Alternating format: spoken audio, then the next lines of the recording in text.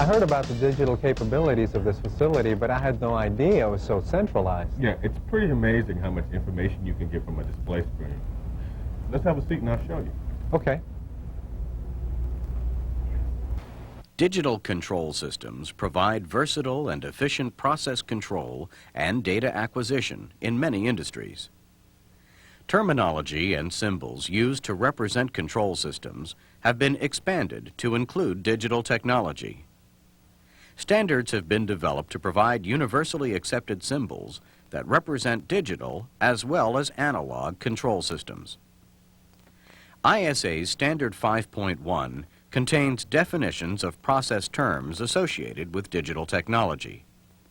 The symbols and designations used to illustrate control systems are shown along with sample diagrams that serve as examples of how they are used. It's important to remember that the application of symbols and identifications is often modified to meet the needs of specific industries. So be aware of the practices within your industry, the manufacturer's definitions, and your plant's preferences. The symbols and identifiers used in digital systems are based on those used in analog systems. To help us understand the functions represented by these symbols, let's review the characteristics of digital control systems. One of the most visible aspects of most digital control systems is a shared video display. Processes include many variables which must be monitored and controlled. With digital systems, these variables can be checked at a remote location using a shared display. A shared display is a device that allows interface with the process to provide and display measurement and control information from a number of different locations within the process. With a shared display, often an entire process can be monitored on one screen. A shared or multifunction controller can control several process variables simultaneously. This type of controller contains pre-programmed algorithms or sequences as part of the control function. These algorithms make the control functions accessible, configurable, and assignable. Let's see what these terms mean. Functions that can be used or seen to control process functions are called accessible. For instance, a set point change can be made to a process variable. Configurable means that the control functions can be selected or rearranged through the software configuration program or some method other than rewiring. Assignable refers to a feature that permits a signal to be directed from one device to another without the need for switching, patching, or changes in wiring. Processes must be constantly monitored and controlled. Since a multifunction controller often must control several process variables simultaneously, it can scan or sample each of a number of variables. For instance, the controller might sample flow rate, then temperature, and then level, continuously repeating the sequence to monitor and control the process. Usually, as each variable is sampled, the state or value of the variable is determined. So scanning is often related to other functions.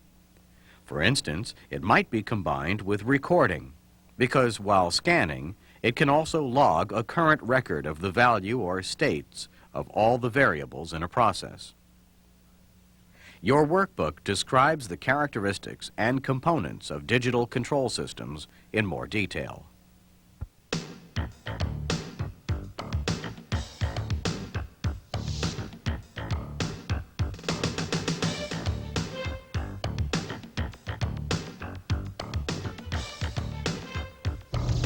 So I monitor the throttle pressure on this video display. Yeah, and you can also control the airflow and the oxygen from this display. These video displays are great.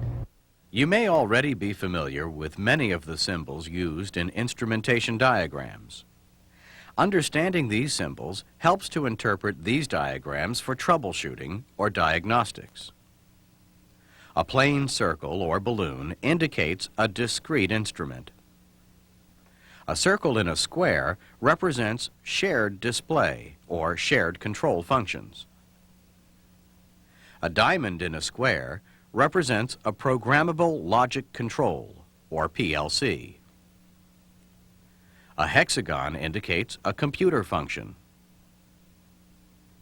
Function blocks designate the computations and conversions within a loop or instrument. You'll see function blocks used in several ways. As a standalone symbol that represents only the functional aspects of a loop. As a flag designating a function of a specific component. Or on a signal line adjacent to a shared controller. Let's look at some of the types of function symbols that you may find on a diagram. This is the symbol for the summing function. This function indicates that the output will equal the algebraic sum of the inputs. Another function symbol frequently seen on instrumentation diagrams represents square root extraction. A square root function symbol, like the one we see here, indicates that the output signal is the square root of the input signal. As you know, the letters in the top part of the balloon are the functional identifiers. The first letter identifies the measured or initiating variable. The succeeding letters represent a readout or passive function, followed by the output function. So the functional identifier here tells us that this is a level indicating control. If Y is the first letter, it represents controls that are event-driven, such as on this valve. Y might also signify a state or presence. As the output function, Y indicates compute or convert, such as this square root extractor. Typically, the letter A, used as the first letter, identifies most analysis functions. The variable being analyzed is usually identified by a note outside the balloon. If A is the second letter, it usually indicates alarm. A table of identification letters in ISA Standard 5.1 is included in your workbook. The presence or absence of lines within the symbol gives you information about the location of the device. A single line through the center indicates that the controller is in a primary location, usually the central control room, and is accessible to the operator. A broken line indicates a location behind the panel that is usually not accessible to the operator. No line indicates that the device is field-mounted. A double line indicates an auxiliary location. Now, let's look at lines that represent connections between devices. You may already recognize this dashed line as the symbol used to represent an electric signal. But the international symbol, a solid line with triple crosshatches, is also used to indicate an electric signal.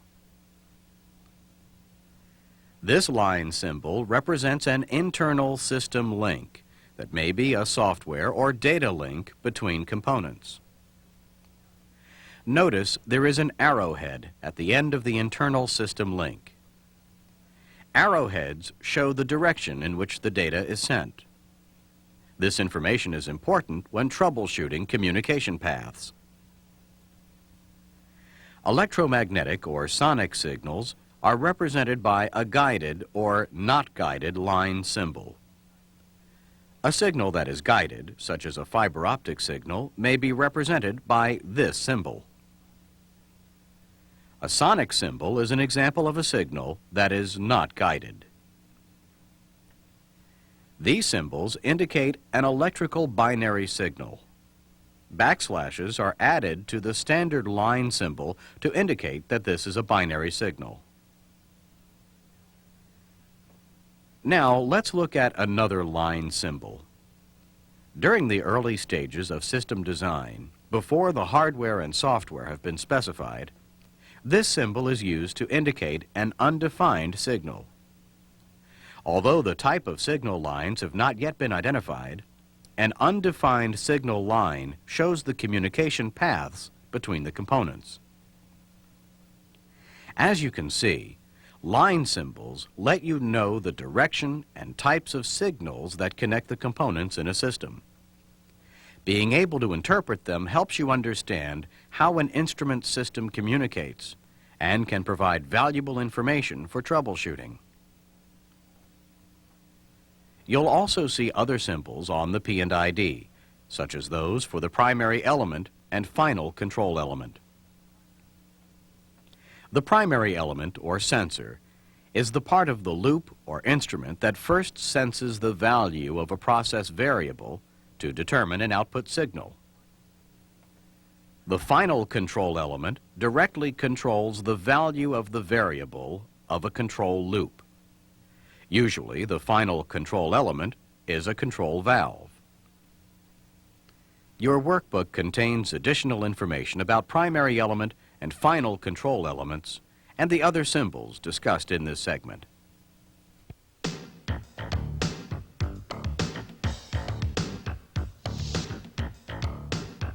These displays are great.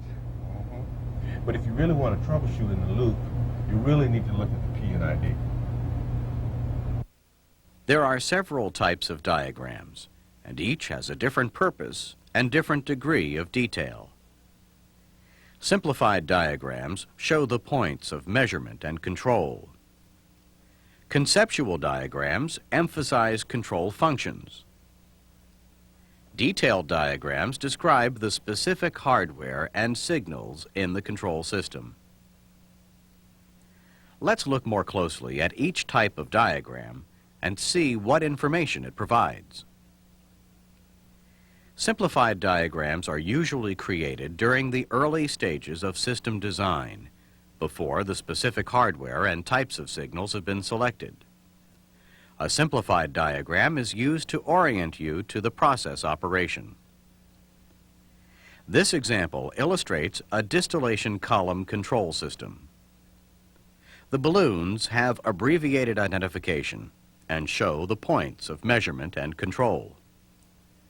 The path and direction of process flow is indicated. The signal lines are undefined. Let's look at a section to see what we can learn about a process system from a simplified diagram. This balloon, designated F, is connected to the process line that enters the column. From this, you know that the flow of the process fluid is measured at some point before it enters the column. This line is product feed and is connected to the center of the column. You can also see that hot oil enters and exits a heat exchanger called a reboiler. The balloon connected to the supply line to the reboiler is identified FC and indicates that flow is controlled at this point. An undefined signal line connects the flow controller to a valve. Therefore, the flow of hot oil is measured and controlled as it enters the reboiler. The process lines indicate that process fluid exits the column, passes through the reboiler, and returns to the column. You know that a controlled flow of hot oil passes through the reboiler to increase the temperature of the fluid in the column. This balloon, labeled LC, indicates level control connected at the lower portion of the column and linked by an undefined signal line to a valve in the process line. This indicates that the level of the process fluid in the column is measured and maintained by controlling the rate of fluid flow exiting the column. This balloon, labeled A, indicates that the process fluid is analyzed as it exits the column. So from a simplified diagram, you can determine the basic operation of the system by identifying the points of measurement and control and the direction of the process flow. This is a conceptual diagram of the same distillation column system as on the simplified diagram. You can see that there are a lot more symbols associated with controlling the process. The hardware and signal lines are still as yet undefined, but the diagram now includes some function symbols. These symbols indicate some of the functions of the process control instrumentation. So, a conceptual diagram focuses on the functions that control the process. As you can see from the function symbols, there are a number of process control and calculation functions. Simple balloons with abbreviated symbols identify the variables. Undefined signal lines are used to identify the signal paths. To see what information is indicated about the control of the system, let's interpret the same section as on the simplified diagram.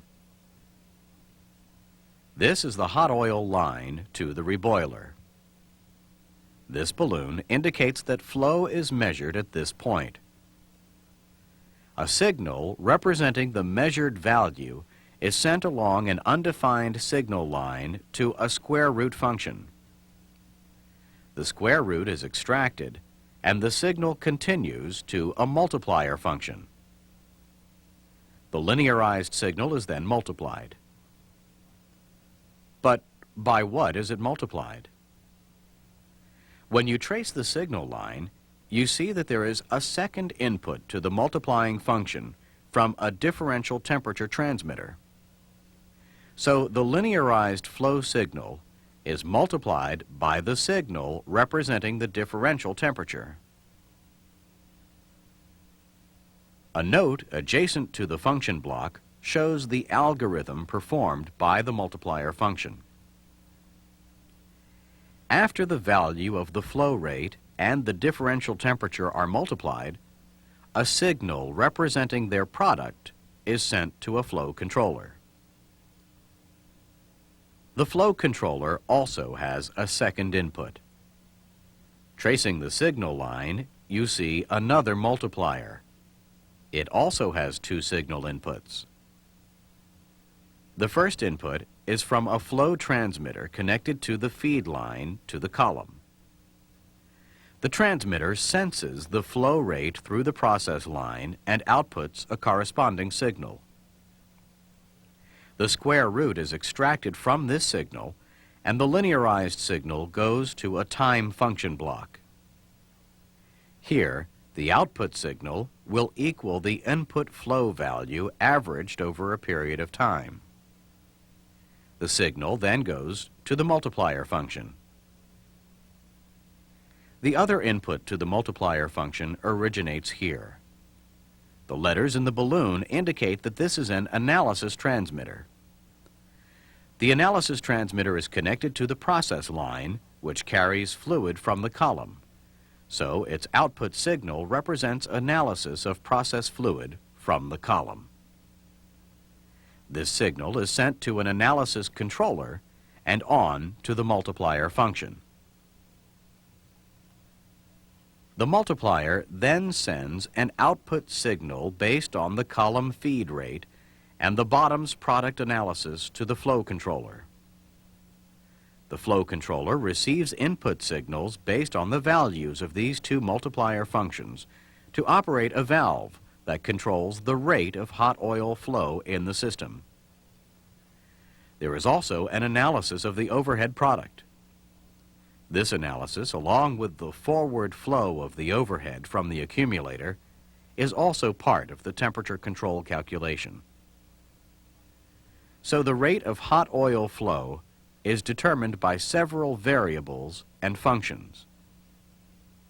Looking at the functional aspects of a system can be a valuable tool to understanding how it operates. Once the hardware has been selected, specific instrumentation symbols on a diagram illustrate the control system. Let's look at another example. This detailed diagram shows the same section of the distillation column control system as shown on the simplified and conceptual diagrams. Notice that the diagram includes specific symbols for equipment and functions, as well as specific signal lines and system links. This detailed diagram will show how the different instruments work together to control the flow in the hot oil supply line to the heat exchanger. As hot oil flows through the supply line, it passes through this orifice. Connected to the orifice is an instrument balloon representing a flow transmitter. This is a discrete field-mounted instrument located in loop 900. The flow transmitter sends an electrical output signal to the square root extractor, also in loop 900. The letter A after the loop number indicates that there is more than one computing function in this loop. The symbol indicates this is a software function in a shared controller that is not accessible to the operator. The letter Y in the functional identifier indicates that this is a computation function. The function flag attached indicates that the computing function is square root extraction.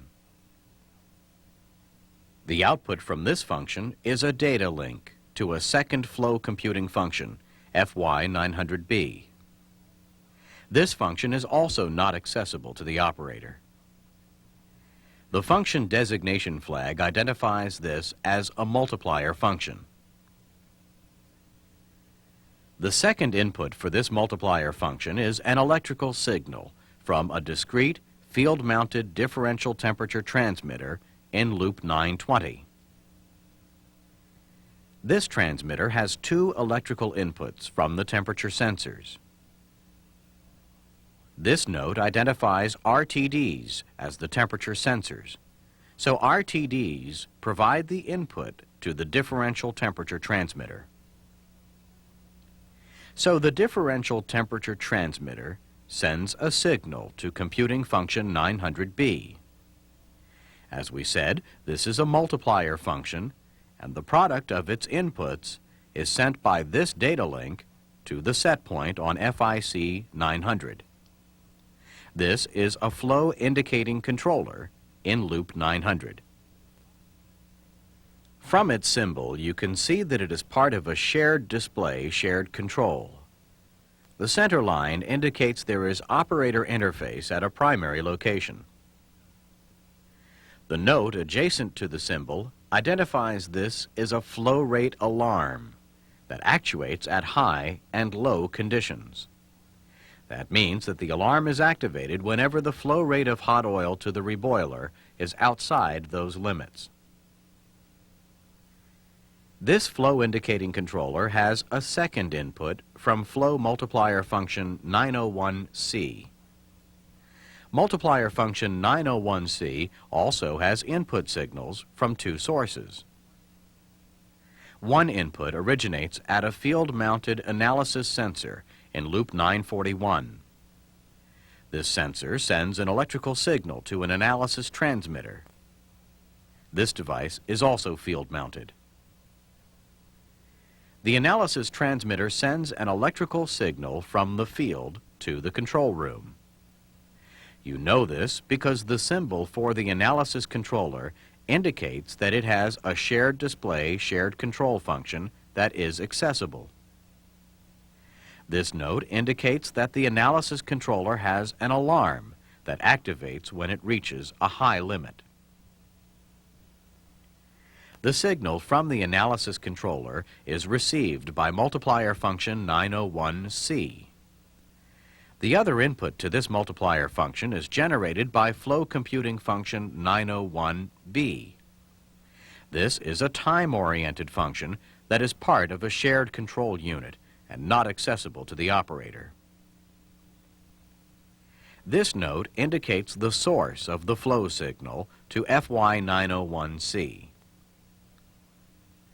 Multiplier function 901C multiplies the inputs from FY901B and AIC 941 and transmits the information via a data link to the flow indicating controller in loop 900. The controller sends an electrical signal based on its two inputs to a final control element, in this case, a control valve. The final control element is an electrically actuated two-way control valve, configured to fail closed in case of signal or power failure.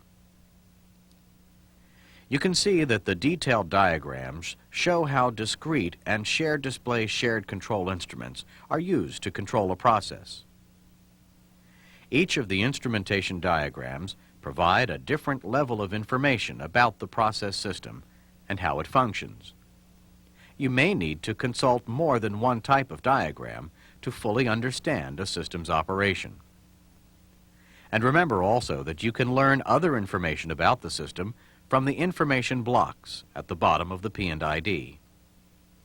So always look at your P&ID before beginning any work on the process system, and be sure to follow your facilities and manufacturer's safety procedures. Your workbook contains more information about process and instrumentation diagrams and the other information covered in this program.